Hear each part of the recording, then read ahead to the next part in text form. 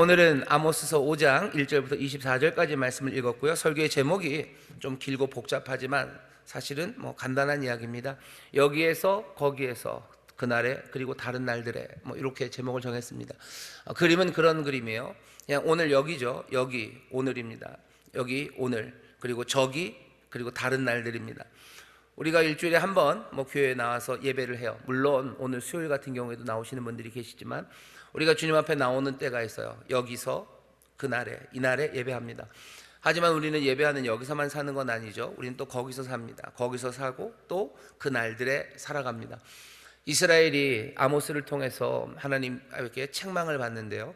이스라엘은 여기나 거기나 그날이나 다른 날이나 그 모든 날들과 모든 장소에서 하나님 말씀대로 살지 못하고 있습니다. 그러니 오늘 읽은 본문 아모스서에서 세 번째로 나오는 설교는 슬픔으로 시작합니다. 슬픈 이유는 하나밖에 없어요. 어디 하나 성한 데가 없는 거죠. 어느 날 하나 제대로 된 날이 없는 거예요. 어디 한 군데에서라도 제대로 살아가지 못하는 이스라엘을 향해서 슬픈 노래가 들려지기 시작합니다. 5장 1절이죠. 이스라엘 족속아, 내가 너희에게 대하여 애가로 지은 이 말을 들으라. 처녀 이스라엘이 엎드러졌으며 다시 일어나지 못하리로다. 자기 땅에 던지우며 일으킬 자 없으리로다. 주 여호와께서 가라사대 이스라엘 중에서 1000명이 나가던 성읍에는 100명만 남고 100명이 나가던 성읍에는 10명만 남으리라 하셨느니라. 슬픔이죠. 1000명이 나가던 그 고을에는 100명, 100명이 있는 곳에는 10명만 남을 거랍니다. 10분의 1로 줄어드는 거예요. 10분의 1로 줄어드는 방법은 여러 가지가 있을 겁니다. 전쟁으로 끌려가고, 아니면 전쟁으로 죽고, 아니면 메뚜기와 팥종이가 와서 먹을 것이 없어서 가난으로 그렇게 그냥 죽기도 하고 살 수 없으니 떠나가는 거죠.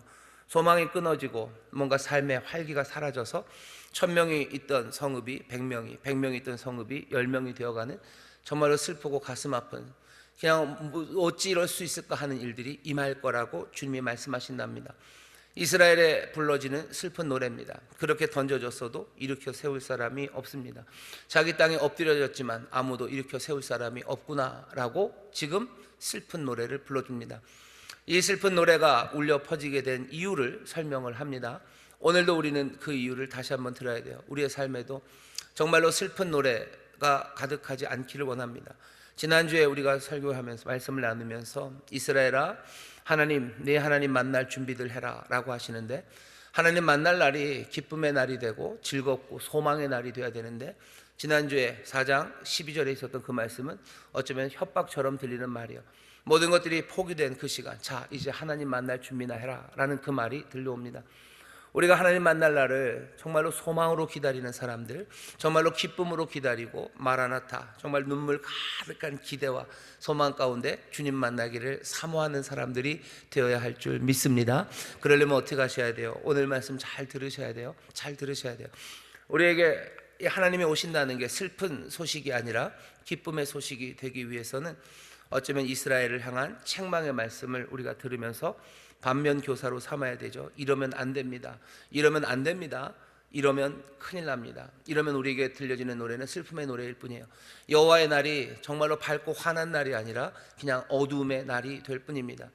오늘 중간에 보면 그 슬픔의 노래를 16절에서부터 한번 다시 부르는데요. 들어보세요. 그러므로 주 만군의 여호와 하나님 여호와께서 말씀하시기를 사람이 모든 광장에서 울겠고 모든 거리에서 오호라 오호라 하겠으며 농부를 불러다가 애곡하게 하며 울음꾼을 불러다가 울게 할 것이며 모든 포도원에서도 울리니 이는 내가 너희 가운데로 지나갈 것임이라. 이는 여호와의 말씀이니라. 이건 얼마나 슬픕니까?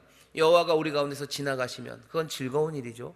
기쁨으로 맞이해야 되죠. 하지만 여호와가 우리 가운데 지나가는 그날이 슬픔의 날이요. 포도원에서 울고 또 모든 이들이 거리에서 울어야 되는 그날, 여호와가 오셔서 우리 가운데 지나가는 것이 우리를 위로하시고 우리의 삶을 축복하시고 또 우리에게 참 기쁨을 주시며 하나님의 나라 그 집에 잔치가 벌어지는 게 아니라 여호와가 지나가시는 그날이, 여호와가 지나가시는 그때가 정말로 우리의 모든 삶이 무너지는 때가 되는 그런 아픔들, 그런 아픔, 그 슬픔을 지금 노래하고 있는 겁니다. 이스라엘 지금처럼 살다가는 여호와가 지나가시는 그날에 너희들 울기밖에 더하겠냐라는 이야기입니다. 18절, 화 있을전저 여호와의 날을 사모하는 자여. 여호와의 날을 사모한다고 하는데 너희가 어찌하여 여호와의 날을 사모하느뇨? 그날은 어둠이요 빛이 아니라. 주님 오시는 것을 기대한다고 하는데 이스라엘, 너희들 지금 여호와 오는 길을 기대하면 안 돼요. 왜? 그날은 너희에게 빛의 날이 아니라 어둠의 날이 될 것이기 때문입니다. 마치 사람이 사자를 피하다가 곰을 만나는 것 같은 날이 될 거예요. 뭔가 어려움이 있으니 여호와께서 오시기를 바라죠. 그래서 여호와가 오시면 이제는 사자를 피했구나 싶지만 아닙니다. 곰이 오는 거예요. 곰을 만나는 겁니다. 혹 집에 들어가서 손을 벽에 대었다가 뱀에게 물린 것 같도다. 뭔가 밖에서 어려운 일이 있었나 봐요. 와서 이제 지쳤죠. 그래서 집에 와서 벽을 딛고 좀 이렇게 의지하고 있는데 또 뱀에 물립니다. 여호와의 날을 사모하는 사람들, 그날은 어두움이다 빛이 아니다라고 말씀을 합니다. 여호와의 날이 어찌 어두워서 빛이 없음이 아니며 캄캄하여 빛남이 없음이 아니냐. 여호와께서 어둡기 때문에 여호와의 날이 어두운 게 아닙니다. 여호와께서 캄캄하시기 때문에 그날이 캄캄한 게 아닙니다. 여호와는 빛이시죠. 여호와는 밝음이시죠. 하지만 여호와의 날이 그렇게 어두운 이유는 여호와는 우리의 기쁨이 되시고 우리의 생명의 주인이 되시는데 여호와의 날이 우리에게 죽음이 되고 우리에게 슬픔이 되는 이유는 하나님께 있는 건 아닙니다. 여호와가 빛이 없으시냐? 그것 아니지 않냐? 왜 그날이, 여호와가 지나가시는 그날이 왜 울음과 어둠이 되어야 하느냐?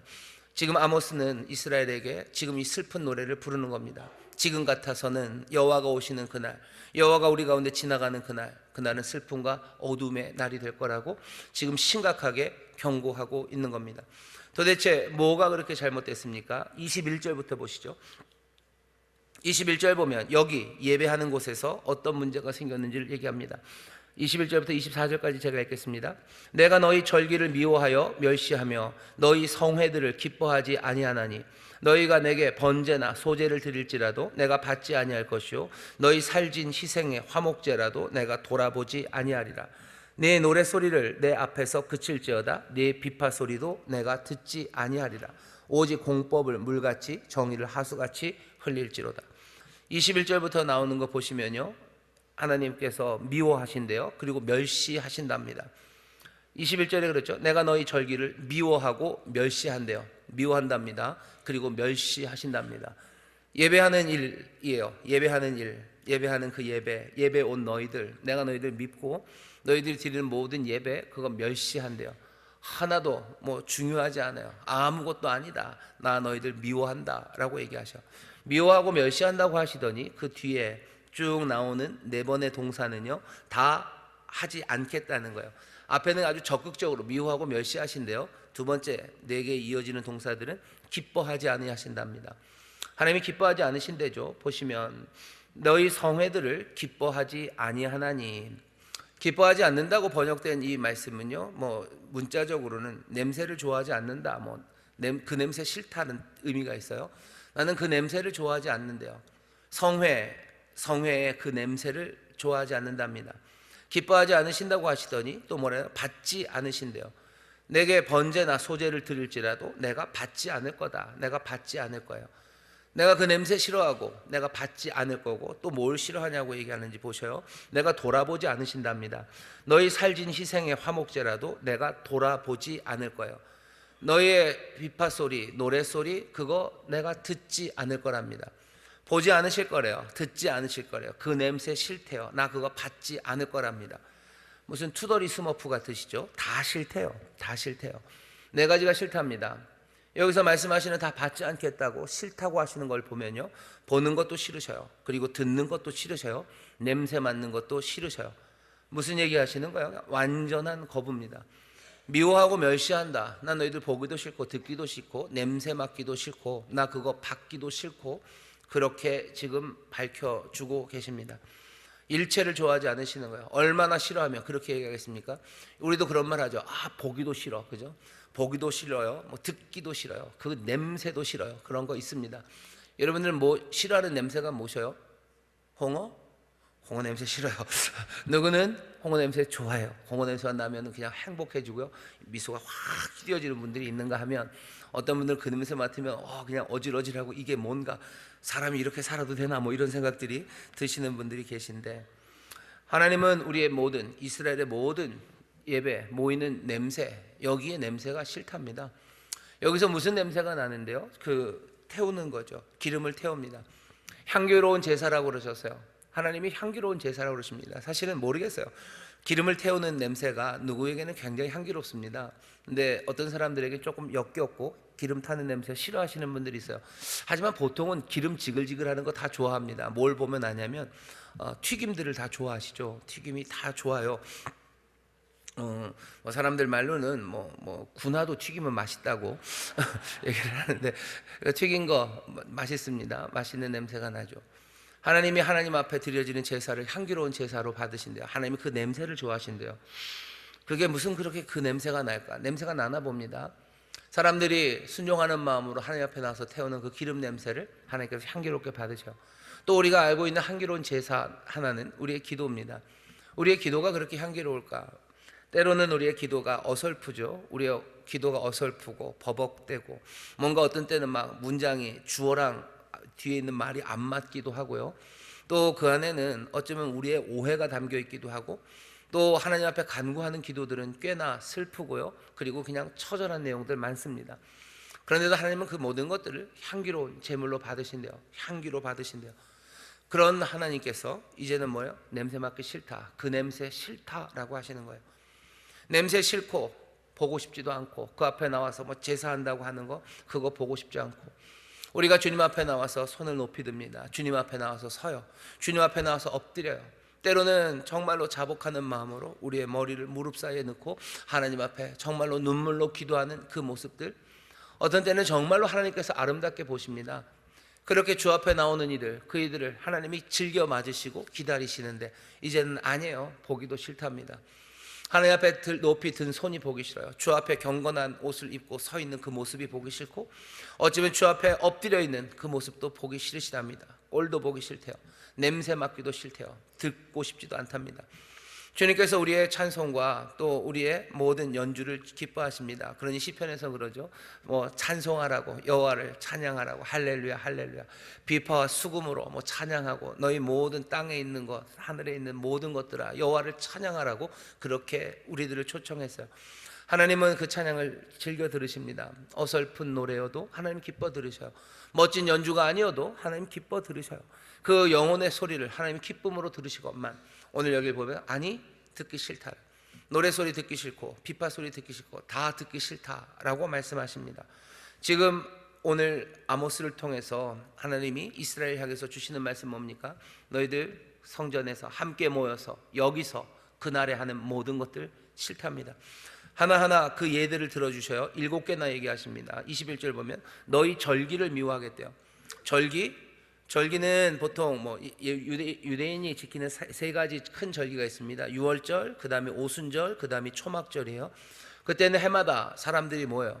하나님께서 모든 유대인의 남자들은 이렇게 3번이 되면요 모이라고 그랬어요. 하나님이 전으로 모여라, 성막으로 모여라. 모든 유대인 남자들이 모여서 함께 하나님을 찬양하고 하나님의 구원을 노래하고 또 하나님이 주신 선물들을 감사하는 그런 절기 3번이 있었습니다. 그런데 뭐라 그러셔요? 내가 그 절기를 미워한대요. 그건 미워하고 멸시한답니다. 거기 모이는 게 꼴도 보기 싫다는 거죠. 보기 싫고 밉고 싫고 그냥 그거 아무것도 아니고. 절기만 그런 건 아니에요. 성회입니다. 성회들을 기뻐하지 않아요. 성회들의 냄새를 싫어한답니다. 성회라는 건 사람들이 모이는 거죠. 예배를 위해서 모입니다. 특별한 여러 가지 일들로 사람들이 모여요. 그 모임이 싫으시대요. 그 모임이 냄새도 싫답니다. 번제, 소제 얘기하죠. 번제는 태워서 드리는 겁니다. 짐승 전체를 불살라서 하늘로 올려드리는 거예요. 번제도 싫고, 소제는 곡식으로 드리는 거예요. 그것도 싫어요. 번제와 소제 드릴지라도 내가 받지 아니할 거다. 화목제, 너희 살진 희생의 화목제. 화목제는 뭐죠? 하나님 앞에 나와서 제사를 드리고요, 그 고기를 함께 나눠 먹는 그렇게 즐거운 화목제입니다. 그 화목제, 그것도 내가 돌아보지 않겠답니다. 거기에 둘러 앉아서 밥 먹는 거, 고기 같이 먹고 있는 거, 그 꼴도 보기도 싫다는 거죠. 보기 싫다. 노래소리, 비파소리, 노래하고 비파를 연주합니다. 하나님 앞에 나와서 예배한다고 하면서 합창단 아니면 성가대가 노래도 하고요, 또 연주가들이 연주도 하면서 하나님을 높여드려요. 하지만 그 모든 노래와 연주, 그 음악, 거기서 나는 소리들, 그 소리들 싫으시대요. 예배 때 나는 모든 소리들, 예배 때 하는 모든 모양들, 그리고 예배 때 하는 모든 그 태우는 냄새들 하나님이 몽땅 다 싫으시다고 완전하게 거부하십니다.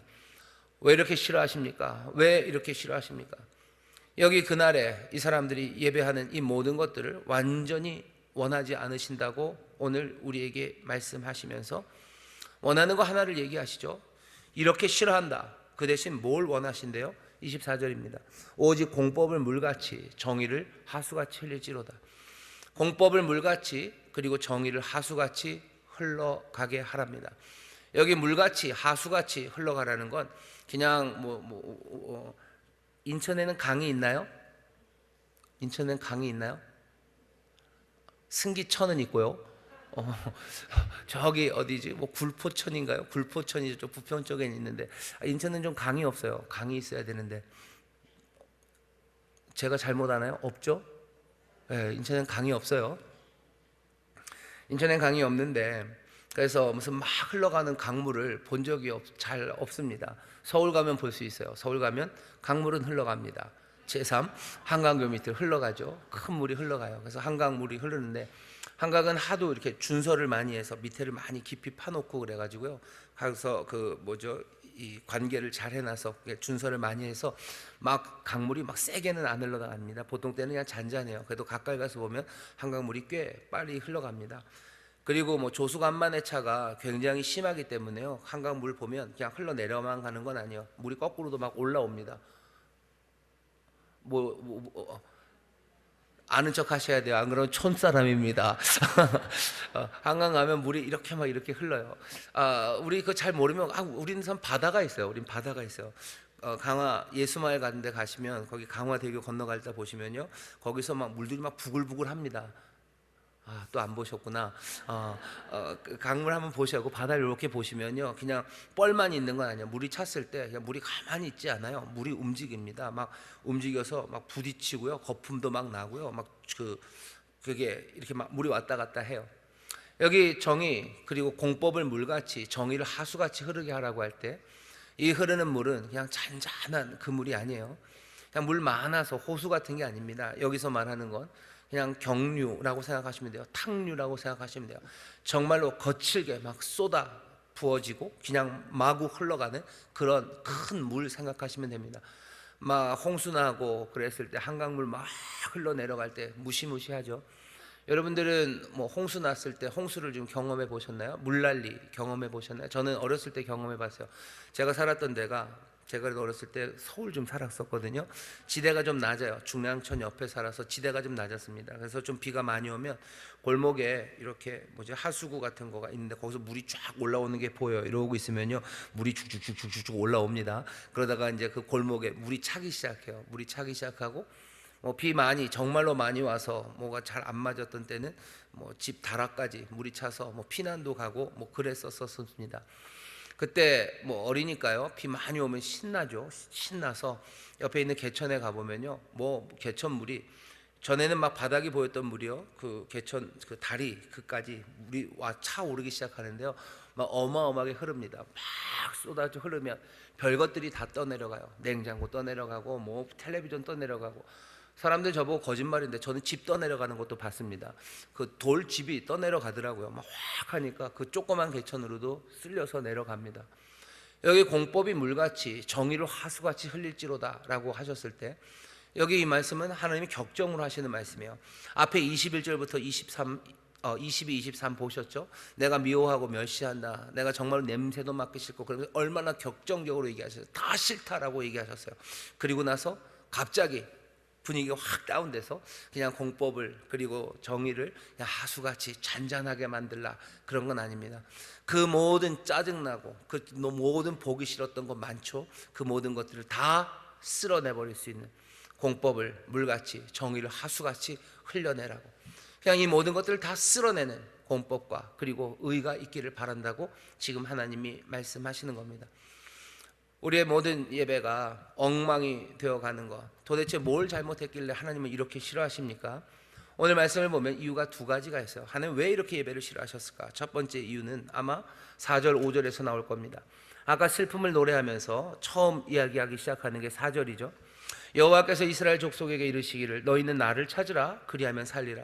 베델을 찾지 말며 길갈로 들어가지 말며 브엘세바로도 나아가지 말라. 길갈은 정령 사로잡히겠고 베델은 허무하게 될 것임이라 하셨나니.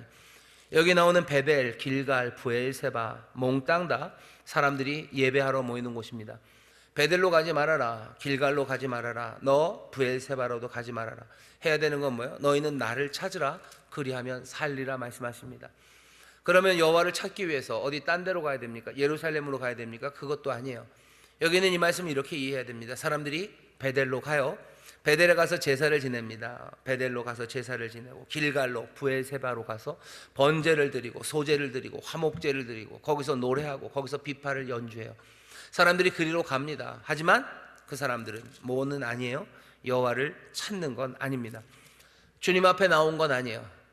너희가 나를 찾으라 그러면 산다고 그러는데 너희가 베델로 가고 길갈로 가고 브엘세바로 가지만 거기 가서 찾는 건 내가 아니에요. 그냥 거기 가는 거 그게 다죠. 6절 보시면 너희는 여호와를 찾으라 그리하면 살리라. 염려컨대 저가 불같이 요셉의 집에 내리사 멸하시리니 베델에서 그 불들을 끌 자가 없을까 하노라. 사람들은 베델에 있습니다. 베델에 제사하러 왔어요. 하지만 거기서 여호와를 찾지 않습니다. 여호와를 찾으면 살 텐데 그러지 않습니다. 이게 무슨 얘기입니까? 예배하러 나와요. 뭘 제사를 하러 나와요. 절기가 되어서 사람들은 옵니다. 오지만 지난번 우리가 지난주 읽었던 것처럼 낙헌제를 소리내어 광포하려무나 그것이 너희들 기뻐하는 것 아니냐라고 비꼬면서 말씀하셨던 것처럼 사람들은 예배하러 오지만 거기에서 하나님을 찾는 게 아니라 자기 만족을 구합니다. 자기 만족, 어쩌면 사람들의 칭찬과 명성을 얻기를 원해요. 제 자존심을 얻기를 원해요. 화목제로 큰 살찐 소를 잡으면서요 그냥 뭐 하는 거예요? 폼 잡는 거죠. 난 이런 사람이다. 난 이렇게 관대한 사람이다.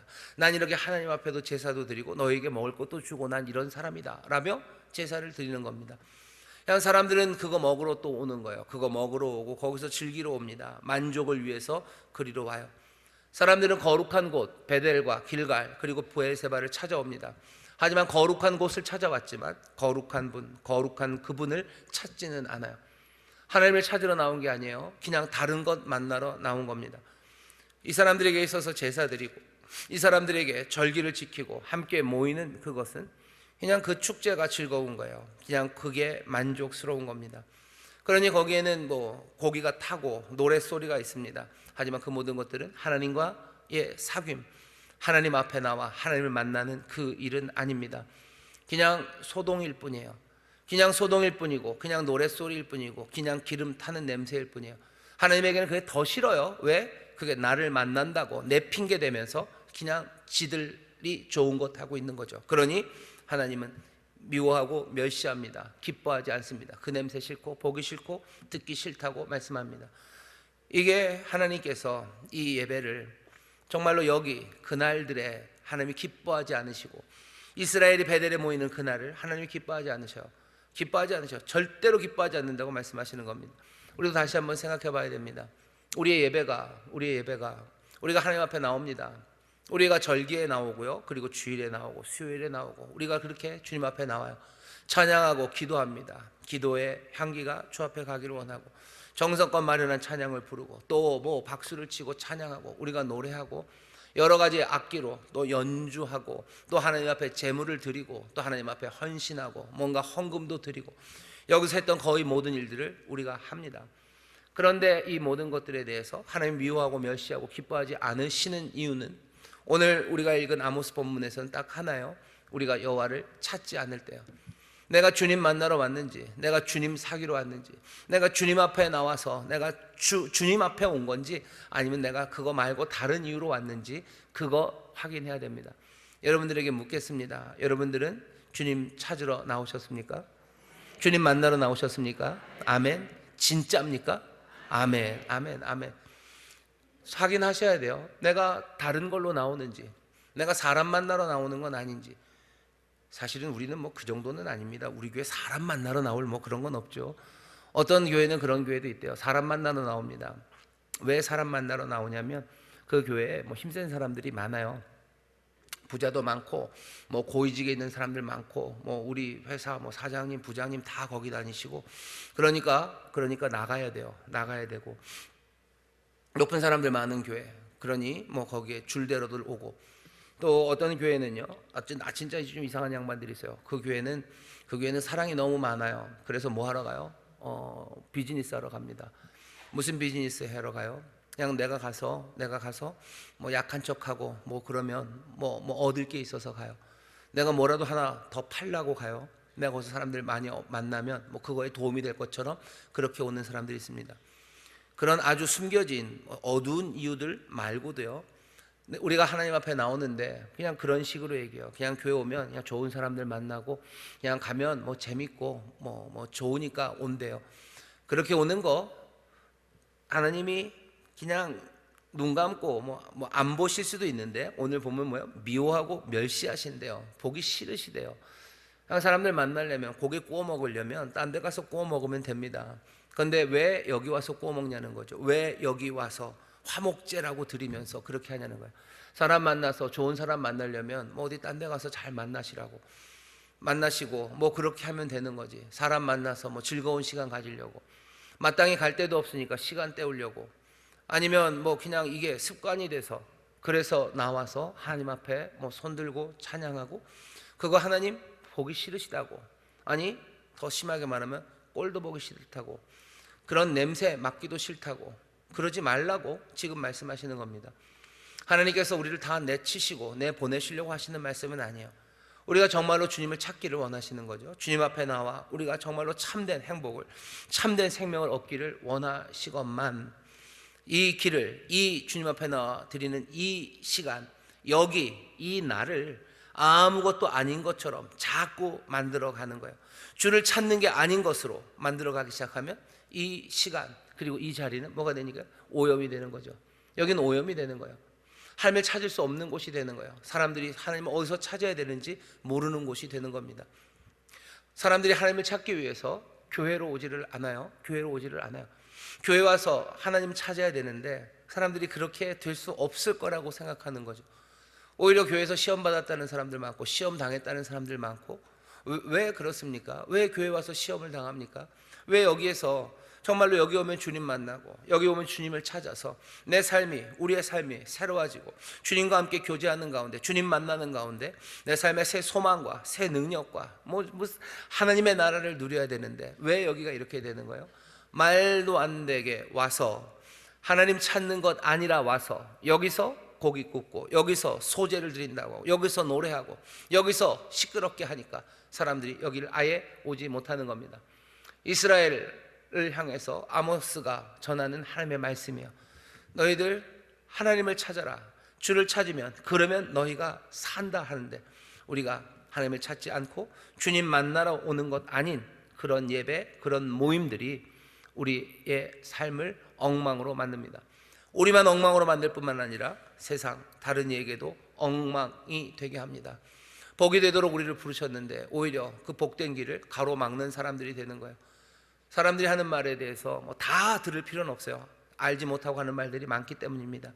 하지만 정말로 교회 가고 싶은 마음이 없네요 라는 말, 그 말은 우리가 다시 한번 마음에 새겨야 됩니다. 그 사람들이 정말로 교회는 뭐 재밌는 것도 없고 뭐 돈 되는 것도 없고 그런 의미로 교회 가고 싶지 않네요. 뭐 그런 사람들이라면 뭐 상관없어요. 하지만 정말로 주님을 찾기를 갈망하고, 정말로 마음의 감동, 하나님의 은혜를 주셔서 주를 찾고자 하는 이들이 정말로 교회 가기가 어렵네요, 교회 갈 마음이 안 생기네요 라고 말한다면, 그것은 우리가 다시 한번 새겨 들어야 합니다. 우리 예배하는 자리가, 또 저도 마찬가지고 우리 모든 성도들이 함께 모이는 이 자리가 정말로 주님을 찾는 자리, 주님을 만나는 자리가 되시기를 주의 이름으로 축원합니다. 옆에 있는 분들에게 하시죠. 우린 주님 찾으러 나왔습니다. 주님 찾으러 나왔습니다.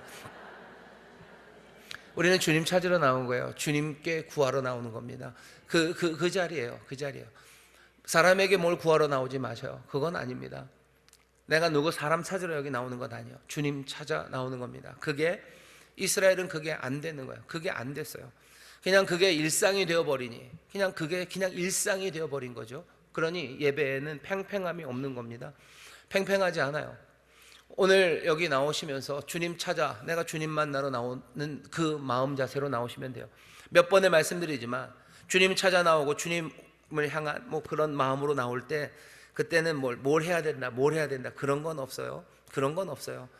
하지만 확인은 해야 됩니다. 내가 정말 주님 찾아 주님 만나러 나왔는지 확인해야 돼요. 어떤 사람들은 그렇게들 얘기하셔요. 주님 찾아 나오는 일이기 때문에, 주님 만나러 나오는 일이니까 어떻게 해야 돼요? 옷 잘 입고 나와야 돼요. 목욕 제기하고 와야 돼요. 오늘 여기 목욕 제기하고 오신 분? 예, 계셔요. 계십니다. 진짜로 계셔요. 저희 할머니만 해도요, 교회 가기 전에 꼭 목욕하고 가셨어요. 꼭 목욕하고 가십니다. 목욕하고 가시고, 하나님 앞에 나올 때, 하나님 앞에 헌금 드릴 때요, 미리 준비하고 오신 분. 예, 꽤 많으셔요. 미리 준비하고 계신 분도 계시고, 이따가 헌금 때 주머니에서 지갑 꺼내실 분도 계시죠? 지갑 꺼내실 분 계셔요. 주님 만나러 오는데 헌금도 미리 준비 안 하는 것들은 죄송합니다. 그런 사람들은 만나러 오는 거 아니야. 그렇게 얘기할 거는 아니에요. 그렇게 안 하고도 오실 수는 있습니다. 하지만 물어는 봐야 되죠. 내가 정말로 주님을 찾아 나오는지 그거 확인하시면 돼요. 내가 주님 찾아 나옵니까? 내가 주님 찾아 나옵니까? 내가 주님 찾아 나오는 그 자리가, 그러니 앞에 찬양 인도하는 시간 말고 내가 뒤에 설교하는 시간에 가야지, 아니면 예배 때는 축도가 중요하니까 축도만 받으러 가야지. 무슨 마음으로 오셔요? 무슨 마음으로 오십니까? 우리가 어떻게 예배하십니까? 앞에 나와서 찬양해요. 우리가 찬양합니다. 찬양팀 찬양하고, 그러면 우리 성도님들 같이 찬양하셔요. 여러분들 그 찬양할 때는 어떻게들 찬양하셔요? 내가 주님 찾아 나와서 찬양합니까?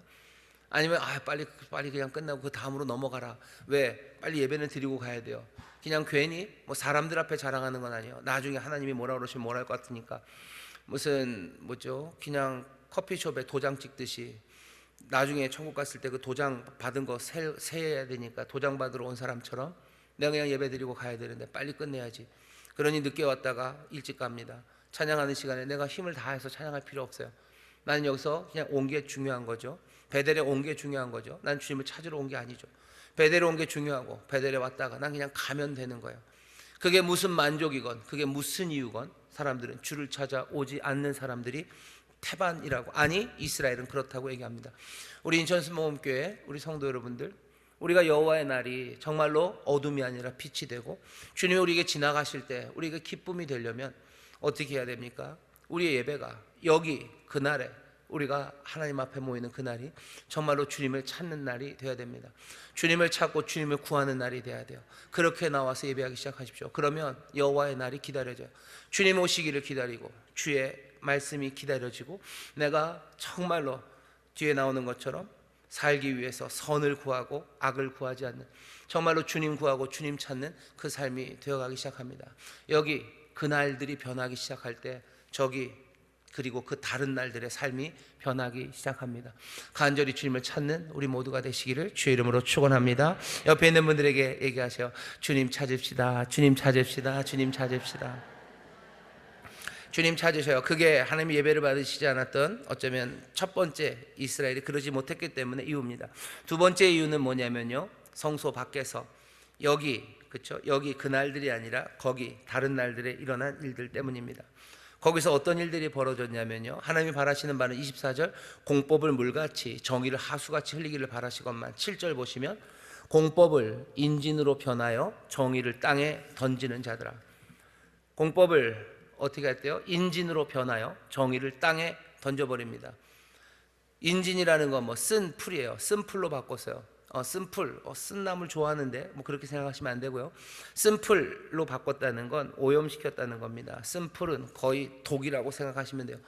정의를, 공법을 독으로 만들었어요. 그리고서는 독을 풀어버리는 겁니다. 세상에 독을 집어 던지는 사람들, 세상을 악으로, 그래서 독으로, 사망으로 만드는 사람들이 여기서는 하나님을 찾지 않고 제멋대로 예배하고요, 거기서 다른 날들에는 모든 공법을 인진으로 바꿔서 세상에 독을 풀어 던지는 사람들입니다.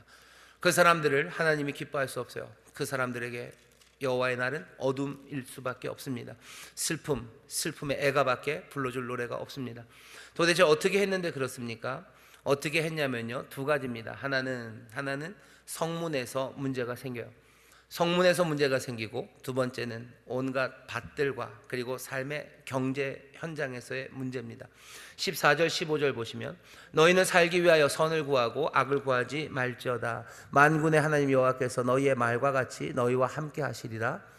그런데 너희는 악을 미워하고 선을 사랑하며 성문에서 공의를 세울지어다. 만군의 하나님 여호와께서 혹시 요셉의 남은 자를 긍휼히 여기시리라. 하나님의 긍휼을 얻고, 그리고 또 뭐예요? 여호와께서 우리와 함께 하시는 그 삶을 살려면 어떻게 해야 된대요? 성문에서 공의를 세워야 됩니다. 성문에서 공의를 세워야 된대요. 성문이라는 건 어디냐면 진짜로 성문이죠. 룻기 4장을 보면 보아스가 성문에서 재판을 합니다.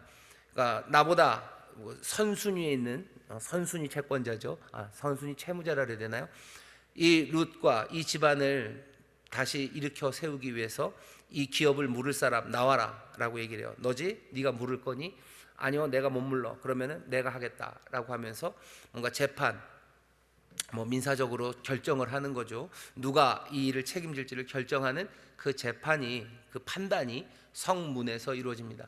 성문에 가서 룻기 보면요, 장로 10명을 불러와요. 그게 어쩌면 룰입니다. 10명의 배심원이 생기는 거죠. 내가 뭔가 문제를 제기하고 그 성문에서 즉석으로 배심원들이 생겨요. 그리고는 말을 하고 거기서 판단을 얻습니다. 성문, 그게 성문에서 이루어지는 공의입니다. 성문에서 공의를 세우라고 그러셔요. 거기서 공의를 세워라 라고 얘기하셔요. 근데 문제가 많습니다. 문제가 많습니다. 어떤 문제가 생겨요? 먼저 경제적인 문제가 있습니다. 11절 보시면 너희가 가난한 자를 밟고 저에게서 밀에 부당한 세를 취하였은즉 너희가 비록 다듬은 돌로 집을 건축하였으나 거기 거하지 못할 것이요 아름다운 포도원을 심었으나 그 포도주를 마시지 못하리라. 과도하게 걷습니다. 가난한 자를 밟아요. 저에게서 밀에 부당한 세를 받습니다. 뭔가 세를 부당하게 받아요. 어마어마하게 받는 거죠. 땅을 빌려주고 돈을 받을 수 있습니다. 임대가 가능을 하죠. 하지만 그 토지 사용료가 과도하게 비싸면 그건 문제가 됩니다. 뭐가 과도한지는 어떻게 정합니까? 그러니 성문에서 공의가 서야 돼요. 여러분들은 얼만큼 내야 된다고 생각하세요? 땅을 땅이요, 그렇다면 이자는 얼마씩 받으셔야 됩니까? 저 어렸을 때는 항상 귀에 들렸던 게 3부이자예요. 3부이자면 굉장히 많은 겁니다. 3부이자면 요즘 따르면 연이율 36%죠, 그죠? 3부이자, 나쁜 사람은 4부이자. 연 얼마를 받아야지 적당한 임대 내지는 돈을 빌려주고 받는 그런 게 되겠습니까? 비싼 토지 사용료를 요구해요. 과도한 수확을 요구합니다. 밀을 걷게 해요. 땅을 주고 무슨 소작을 시킨 거죠. 밀을 거두면 거기에서 얼마를 토지 주인에게 줘야 돼요? 절반? 아니면 10분의 1? 얼마를 받아가야 됩니까? 그런데 이스라엘은 지금 어떻게 해요? 과도하게 걷어가고 있대요. 너희가 가난한 자를 밟고 저에게서 밀에 부당한 세를 취하였은즉, 하나님이 정하시는 것들이 있습니다.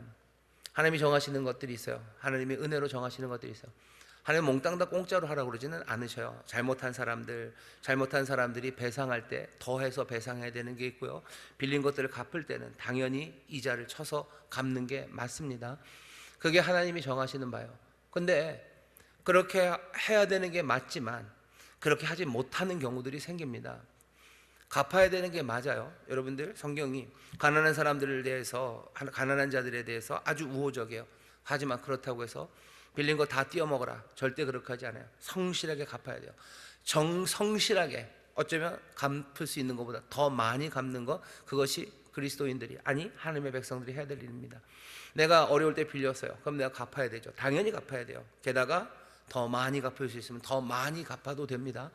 그런데 세상이 그렇게만 되지는 않죠. 내가 마음은 그렇게 먹었어도 엎친데 덮친다고, 설상가상이라고 어려운 일이 생겨서 하고 싶어도 못해서 어찌 갚을 수 없을 때가 생깁니다. 그 시간들이에요.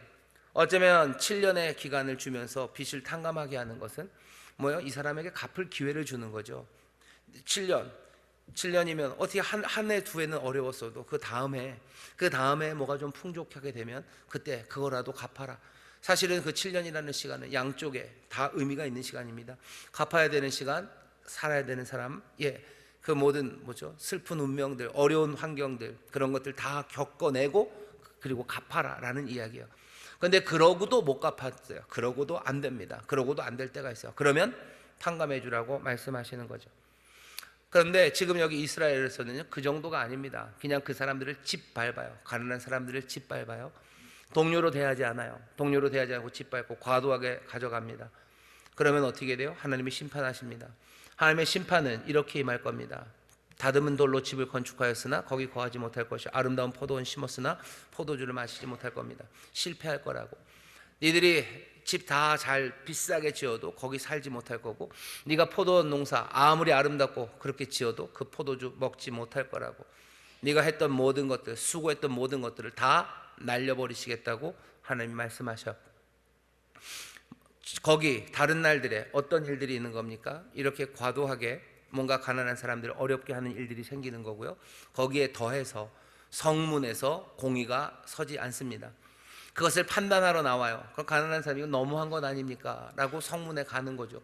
내가 농사를 지었는데 내 남의 땅을 날 빌려줘서 내가 밀농사 지었는데 내 밀농사의 반을 가져가면 어떡합니까? 이건 너무한 것 아닙니까? 하고 성문으로 갑니다.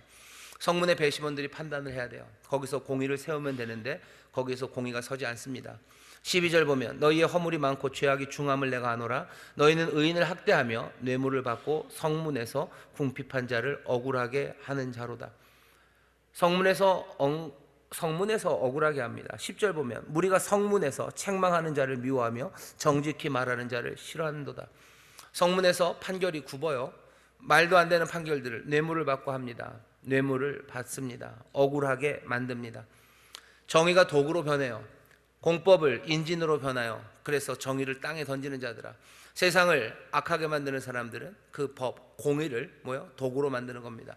방법은 두 가지예요. 가난하고 힘없는 사람들, 그 사람들을 불공정하게 대하고 그 사람들의 것을 빼앗는 그런 경제 체계들, 그게 독이라고. 그리고 그 다음에 뭡니까?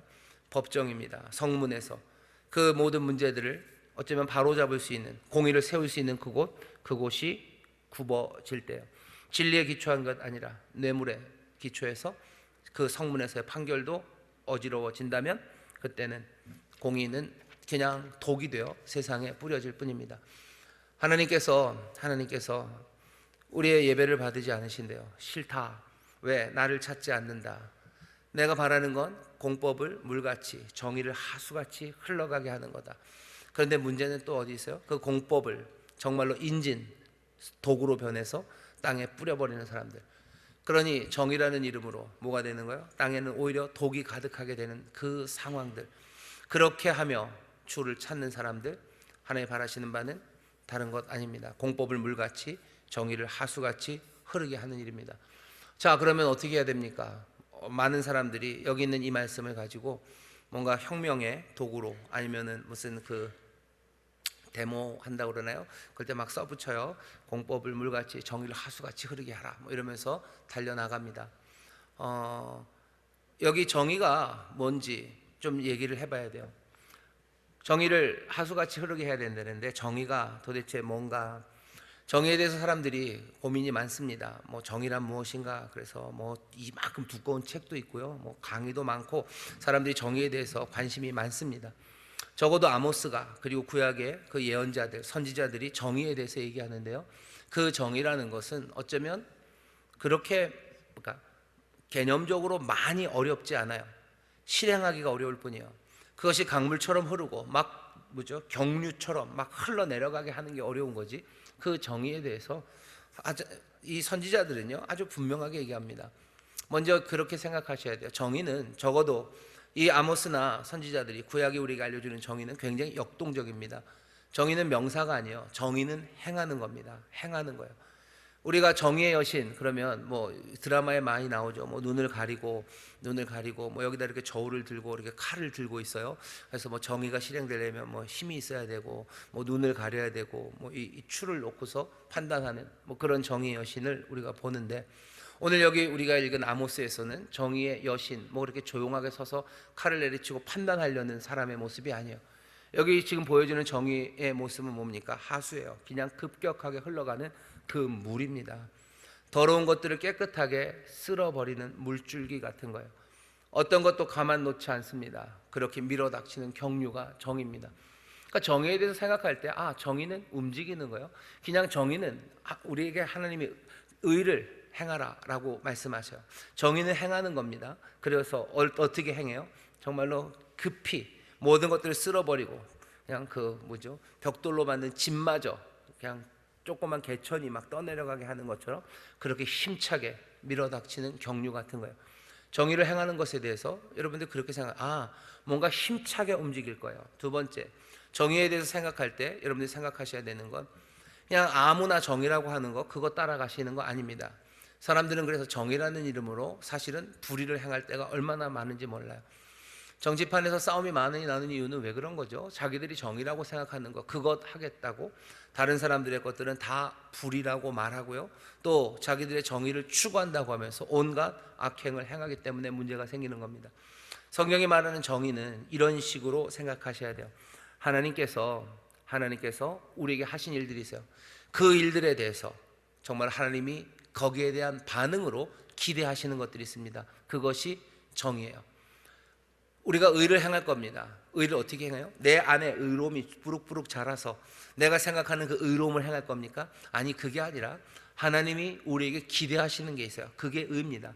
하나님이 우리에게 그냥 마냥 기대하시지 않아요. 하나님이 먼저 우리에게 뭘 하셨어요? 의를 행하셨어요. 하나님이 우리에게 행하신 일들이 의롭습니다. 하나님은 의로우신 하나님이시기 때문에 그래요.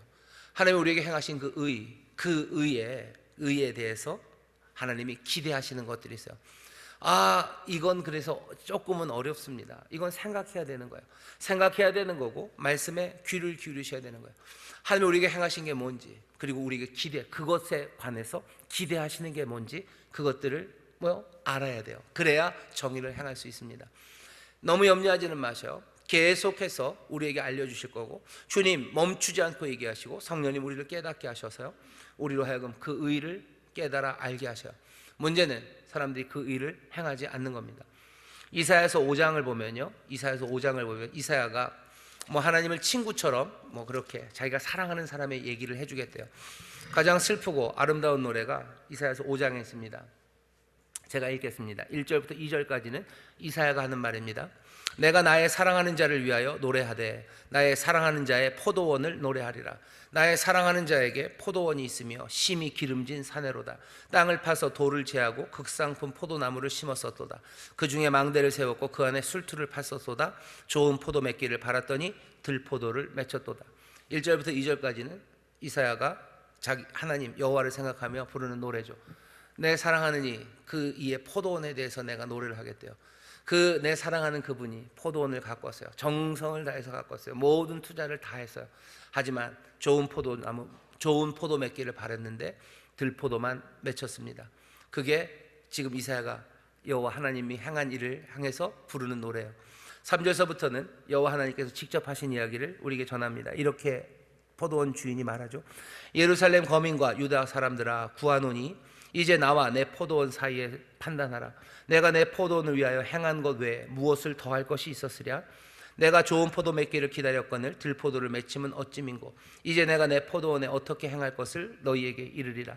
내가 그 울타리를 걷어 먹힘을 당케 하며 그 담을 헐어 짓밟히게 할 것이요 내가 그것으로 황무케 하리니 다시는 가지를 자름이나 북을 돋우지 못하여 진려와 형극이 날 것이며 내가 또 구름을 명하여 그 위에 비를 내리지 말라 하리라. 하나님 말씀하셔요. 내가 뭘 더 할 수 있었을까? 너희들이 판단해봐라. 내가 그렇게 했는데도 이랬으니 이제 내가 이제 이 포도원을 그냥 엉망으로 만드는 것, 이것에 대해서 할 말이 있냐라고 묻는 어쩌면 슬픈 노래입니다. 7절 마지막은요, 여기에 대해서 이사야가 코멘트를 합니다. 대저 만군의 여호와의 포도원은 이스라엘 족속이요 그의 기뻐하시는 나무는 유다 사람이라. 그들에게 공평을 바라셨더니 도리어 포악이요 그들에게 의로움을 바라셨더니 도리어 부르짖음이었더라. 하나님이 바라시는 것, 그렇게 이스라엘에게, 유다에게 하나님이 모든 정성을 다하시고 은혜를 주시며 기대하셨던 건 뭡니까? 기대하시는 건 공평이에요. 공평과 의로움을 바랬지만 나온 것은 포악과 부르짖음, 비명소리만 나옵니다. 그 땅에 공평이 그리고 공의가 가득하길 원하셨어요. 근데 나온 건 뭐라고요? 포악 그리고 비명소리들만 가득합니다. 하나님이 바라시는 바, 하나님 우리에게 은혜를 베푸셔요. 그리고 바라시는 바, 그것이 공평과 그리고 공법입니다. 의를 바라셔요. 하나님이 우리에게 베푸신 것들이 있습니다. 성경은 늘 그렇게 말해요. 십계명도 그냥 이거 해라 저거 해라가 아니에요. 제일 처음 시작이 나는 너를 애굽에서 인도하여 낸 나 여호와다라고 말씀하셔요. 애굽에서 인도하여 내셨어요. 은혜로 그들을 인도하여 내셨어요. 그들을 돌보셨어요. 그들에게 약속을 주시고 또 신실함으로 이들의 삶을 지키실 겁니다. 그 하나님의 행하신 일에 대해서, 그 하나님에 대해서 사람들은 어떻게 반응해야 돼요? 그 하나님만 섬겨야 되죠. 그 이름을 망령되이 일컬으면 안 되죠. 안식일을 거룩하게 지키고 의를 행하기 시작하는 겁니다. 부모 공경하고 살인하지 않고 간음하지 않고 도적질하지 않고 거짓 증거하지 않고 남의 것 탐내지 않고 하나님 말씀대로 살아가기 시작하는 거예요. 의를 행하라. 무슨 정의의 투사가 되라. 밤거리를 내가 배회하다가 누구 두들겨 맞는 사람이 있으면 내가 가서 때려줘야지. 내가 정의를 행하러 간다. 나는 정의의 용사다. 아니, 너무 그렇게 밤거리를 다니면서 누구 맞고 있는 사람 찾으려고 애쓰지 마시고, 내가 경류처럼 흘러가는 건 하나님이 나에게 하신 일, 나에게 베푸신 은혜, 내게 주신 사랑에 대해서 하나님이 기대하시는 바가 있으셔요. 그 일을 행하는 것, 그것이 의를 행하는 겁니다. 그 의를 행하셔. 그리고 마지막으로 하나가 더 있다면, 그 의를 행하는 자리는 어디냐면 미리 알려주시는 거죠.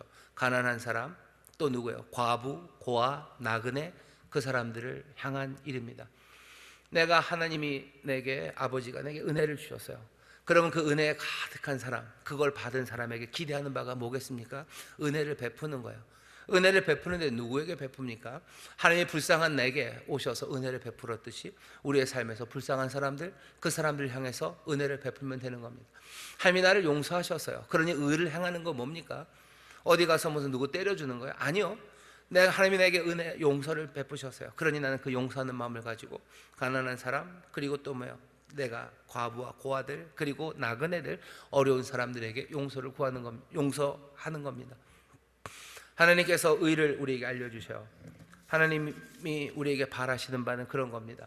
우리가 예배하는 자리에 와서 공법이 물같이, 그 정의가 하수같이 흘러가기 시작하는 것은 어쩌면 그런 그림인 것 같습니다. 뭐냐 하면 정말로 예배하는 그 자리에서 하나님이 우리에게 성령을 부으시죠.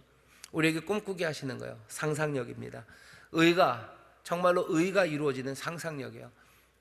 하나님이 내게 주신 은혜가 확인되죠. 예배하는 자리에서는 그 하나님이 나에게 행하신 것, 거기에 내가 무엇을 해야 될지, 내가 그것에 대해서 어떻게 살아가야 될지, 내가 그 은혜를 갚는 건 아닙니다. 내가 그냥 그 은혜에 대해서 내가 주를 따라가며 어떻게 살아야 될지에 대한 상상력들이에요. 이것은 율법으로, 그렇기 때문에 하나님이 은혜를 그렇게 주셨기 때문에 최소한 절반 반가이는 해야 되는 거 아니냐?